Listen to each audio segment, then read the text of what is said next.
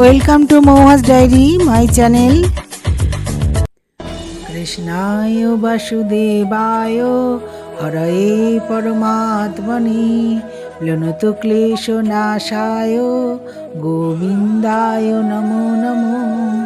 হে কৃষ্ণ, হে গোবিন্দ, হে গোপাল, হে প্রভু, তোমার এই একাদশী, এই সফলা একাদশী আসছে, তার কি মাহাত্ম্য, কবে একাদশী লাগছে সব বলছি বন্ধুরা। আমার এই ভিডিওটা তোমরা একটু প্রথম থেকে দেখো। আর এই সফলা একাদশী পৌষ মাসের কৃষ্ণপক্ষের একাদশীর নামই সফলা। ব্রহ্মাণ্ড পুরাণে যুধিষ্ঠির শ্রীকৃষ্ণ সংবাদে এই তিথির মাহাত্ম্য বর্ণিত রয়েছে। যুধিষ্ঠির শ্রীকৃষ্ণকে এই সফলা একাদশী সম্বন্ধে জিজ্ঞেস করেছিলেন। যুধিষ্ঠির বললেন, হে প্রভু, পৌষ মাসের কৃষ্ণপক্ষী একাদশীর নাম, বিধি, পূজ্য দেবতা সম্পর্কে আমার কৌতূহল নিবারণ করুন। শ্রীকৃষ্ণ বললেন, হে মহারাজ, আপনার প্রতি স্নেহবশত সেই ব্রতর কথা বিষয়েই বলছি। এই ব্রত আমাকে যেরকম সন্তুষ্ট করে, বহু দান দক্ষিণা যুক্ত যজ্ঞাদি দ্বারা আমি সেরকম সন্তুষ্ট হই না। তাই যত্ন সহকারে এই ব্রত পালন কর্তব্য। পৌষ মাসের কৃষ্ণপক্ষিয়া একাদশীর নাম সফলা। নাগদের মধ্যে যেমন শেষ নাগ, পক্ষীদের মধ্যে গরুড়, মানুষের মধ্যে ব্রাহ্মণ, দেবতাদের মধ্যে নারায়ণ সর্বশ্রেষ্ঠ, তেমনি সকল ব্রতের মধ্যে একাদশী সর্বশ্রেষ্ঠ। হে রাজন, এই ব্রত পালনকারী আমার অত্যন্ত প্রিয়।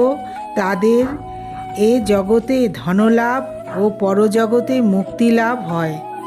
হাজার হাজার বছর তপস্যায় যে ফল লাভ হয় না, একমাত্র সফলা একাদশীতে রাত্রি জাগরণের ফলে তা অনায়াসেই প্রাপ্ত হওয়া যায়। মহিষম্মত নামে এক রাজা প্রসিদ্ধ চম্পাবতী নগরে বাস করতেন। রাজার 4 জন পুত্র ছিল, কিন্তু তার জ্যৈষ্ঠ পুত্র লুম্বক সর্বদা পরস্ত্রী গমন, মদ্যপান প্রভৃতি অসৎ কার্যে রত ছিল। সে সর্বক্ষণ ব্রাহ্মণ, বৈষ্ণব ও দেবতাদের নিন্দা করত। পুত্রের এই আচরণে ক্ষুব্ধ হয়ে রাজা তাকে রাজ্য থেকে বার করে দিলেন। স্ত্রী, পুত্র, পিতা মাতা, আত্মীয় স্বজন পরিত্যক্ত হয়ে সে এক গভীর বনে প্রবেশ করল।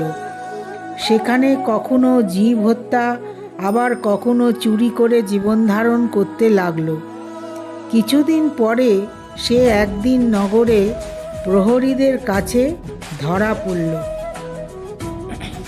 কিন্তু রাজপুত্র বলে সে অপরাধ থেকে মুক্তি পেয়ে গেল। পুনরায় সে বনে গিয়ে আবার জীব হত্যা, ফলমূল আর আহার করে জীবনধারণ করতে লাগল। ওই বনে বহু বছরের পুরনো একটি বিশাল অশ্বত্থ বৃক্ষ ছিল, যেখানে ভগবান শ্রী বাসুদেব বিরাজমান বলে বৃক্ষটি দেবত্ব প্রাপ্ত হয়েছে। সেই বৃক্ষতলে পাপ বুদ্ধি এই লুম্বক বাস করত। বহুদিন পর তার পূর্বজন্মের পুণ্যের ফলে সে পৌষ মাসের দশমীর দিনে কেবল ফল আহার করে দিন অতিবাহিত করল।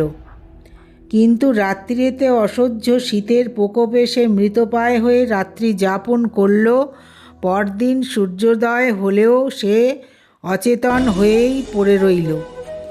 দুপুরের দিকে তার চেতনা ফিরল। ক্ষুধা নিবারণের জন্যে সে অতি কষ্টে কিছু ফল সংগ্রহ করল। এরপর সেই বৃক্ষতলে এসে পুনরায় বিশ্রাম করতে লাগল। রাত্রিতে খাদ্যাভারে সে খাদ্যার কিছুই পেল না। সে ক্রমশ দুর্বল হয়ে পড়ল। সে প্রাণ রক্ষার্থে ঈশ্বরের উদ্দেশ্যে ফলগুলি নিয়ে হে ভগবান আমার কি গতি হবে বলে কাঁদতে লাগলো। সেই বৃক্ষ মূলে যে লক্ষ্মীপতি নারায়ণ আপনি প্রসন্ন হন বলে নিবেদন করল। এইভাবে সে অনিদ্রায় ও অনাহারে সেই রাত্রি যাপন করল। ভগবান নারায়ণ সেই পাপী লুম্ভকের রাত্রি জাগরণকে একাদশীর জাগরণ এবং ফল অর্পণকে পূজা বলে গ্রহণ করলেন। এইভাবে অজ্ঞাতসারে লুম্ভকের সফলা একাদশী ব্রত পালন হয়ে গেল। প্রাতঃকালে আকাশে দৈববাণী হল, হে পুত্র তুমি সফলা ব্রতের পুণ্য প্রভাবে রাজ্য প্রাপ্ত হবে। সেই দৈববাণী শোনামাত্র লুম্ভক দিব্য রূপ প্রাপ্ত হল।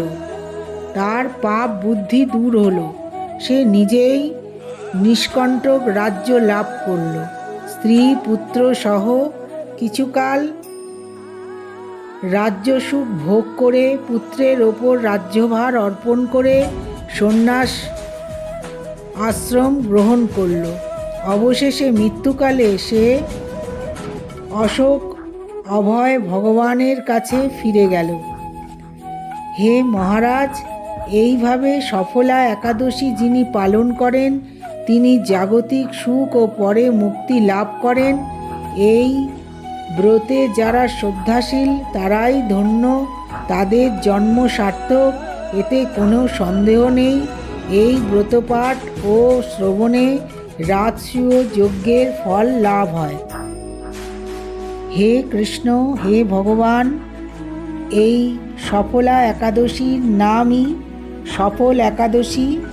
এই সফল একাদশী পালনে এই হিন্দু ধর্মে এই সফলা একাদশীর বিশেষ মাহাত্ম্য রয়েছে। একে সকল ব্রতের মধ্যে শ্রেষ্ঠ মনে করা হয়।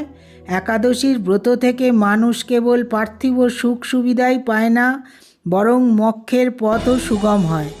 এই একাদশীগুলির মধ্যে এই সফলা একাদশী, যা পৌষ মাসের কৃষ্ণপক্ষের একাদশী তিথিতে পালন করা হয়। এই দিনে ব্রত পূজার মাধ্যমে জীবনে সাফল্য লাভ হয়।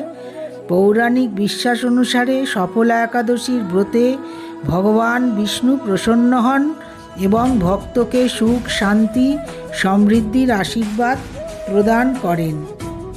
এই সফলা একাদশী 2025-এ পৌষ মাসের শুক্লাপক্ষে একাদশী তিথিতে 14ই ডিসেম্বর এই সফলা একাদশী পড়ছে। সফলা একাদশী পড়ছে 14ই ডিসেম্বর 27শে অঘ্রাণ রাত্রির 8টা 53 হইতে, আর 15ই ডিসেম্বর 28শে অঘ্রাণ রাত্রির 10টা 29 পর্যন্ত এই একাদশী থাকবে। হিন্দু ধর্মে উদয় তিথি বিবেচনা করে উৎসব উদযাপন করা হয়। তাই 2025 সালের সফলা একাদশী 15ই ডিসেম্বর পালিত হবে। এই সফলা একাদশীর অর্থ সাফল্য প্রদানকারী একাদশী। এই দিনটি জীবনের প্রতিটি ক্ষেত্রে সাফল্য অর্জনের প্রতীক। পৌরাণিক গ্রন্থে বর্ণনা রয়েছে, এই ব্রত করলে ব্যক্তি তার পাপ থেকে মুক্ত হয় এবং জীবনের সকল কাজ সফল হয়। সফলা একাদশীতে ভগবান বিষ্ণুর পূজার করারই কথা বলা আছে। এই দিনের পূজা পদ্ধতি খুবই সহজ সরলভাবে করা যায়। এই একাদশী পালন করলে ভগবান বিষ্ণু প্রসন্ন হন। তাকে হলুদ ফুল তুলসী ফল অর্পণ করা হয়। আর অনেকে ফলাহার করেও এই একাদশী পালন করে থাকেন। মন্ত্র জপ ভজন, বিষ্ণুর নাম সংকীর্তন, গীতা পাঠ, ওম নমো ভগবতে বাসুদেবায় নমো এই মন্ত্রটি জপ করা হয়। দীপদান করা হয়। সফলা একাদশীর রাতে দীপদান অজ্ঞানতার অন্ধকার দূর করে আলোর দিকে জ্ঞানের আলোর বিস্তার করে। দান করা যায়। সফলা একাদশীর ব্রত শুধু পূজাতেই নয়, তোমরা ক্ষুধার্তকে খাদ্য দান করো, বিষ্ণু তাতে প্রসন্ন হবেন। অসহায় দরিদ্রদের সাহায্য করলে পুণ্য লাভ হয়। বন্ধুরা, আজকে এই সফলা একাদশীর ব্রতকথা আর মাহাত্ম্য তোমাদের জানালাম। তোমাদের ভালো লাগলে তোমরা একটু শ্রীকৃষ্ণের নাম লিখে দিও আমার কমেন্ট বক্সে। আর ভালো লাগলে আমার চ্যানেলটা একটু সাবস্ক্রাইব করবে, আর কৃষ্ণের নাম প্রচার করতে একটু শেয়ার করে দিও। এই একাদশীর ব্রতকথা শোনালাম। আর সোমবার 15ই ডিসেম্বর একাদশী পালিত হবে। 14ই ডিসেম্বর রাত্রিবেলায় লাগছে, তোমাদের টাইম বলে দিয়েছি। আর সোমবার তোমরা এই একাদশীর ব্রত পালন করো। বন্ধুরা, ভালো থেকো। Thanks for watching Mouhas diary.